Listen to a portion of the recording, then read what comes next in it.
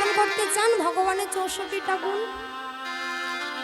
বাহ, তাহলে মন দিয়ে আস্বাদন করবেন ভগবানের 64টা গুণ কি কি ছিল। একটু গুনে নেবেন, 64টাই বলছি কিনা, কেমন? আস্বাদন করুন ভগবানের 64টা গুণ।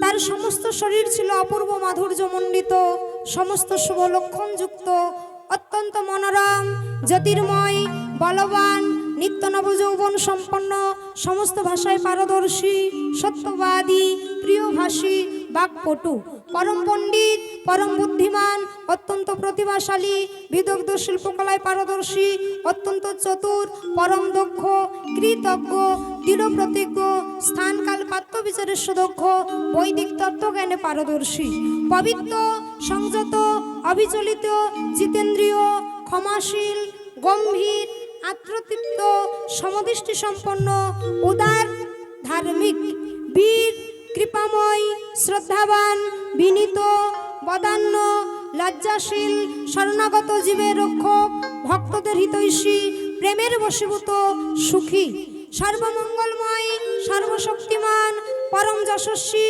ভক্তবৎসল, সমস্ত স্ত্রী জাতির কাছে অত্যন্ত আকর্ষণীয়, সকলের আরাধ্য, জনপ্রিয়, কৃপাময়, দয়াময়, পরম নিয়ন্তা, অপরিবর্তনশীল, সর্বজ্ঞ, চিরনবীন, সচ্চিত আনন্দময়, যোগসিদ্ধির অধিকারী, অচিন্ত শক্তি সম্পন্ন, তার দেহে অনন্ত কোটি ব্রহ্মাণ্ডের প্রকাশ, তিনি সমস্ত অবতারের আদি উৎস, তার দ্বারা হত শত্রুদের তিনি নিহত করেন, মুক্ত আত্মাদের তিনি আকর্ষণ করেন। এবার বলুন তো দেখি কটা হয়েছে? কেউ গুনেছেন? কেউ গুনেন নাই? আমি কিন্তু গুনেই বলেছি, হ্যাঁ 60টা হয়েছে।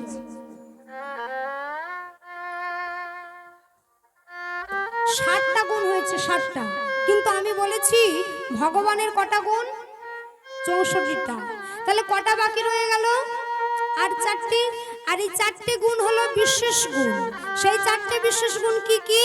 না রূপমাধুরী, লীলা মাধুরী, বেণু মাধুরী,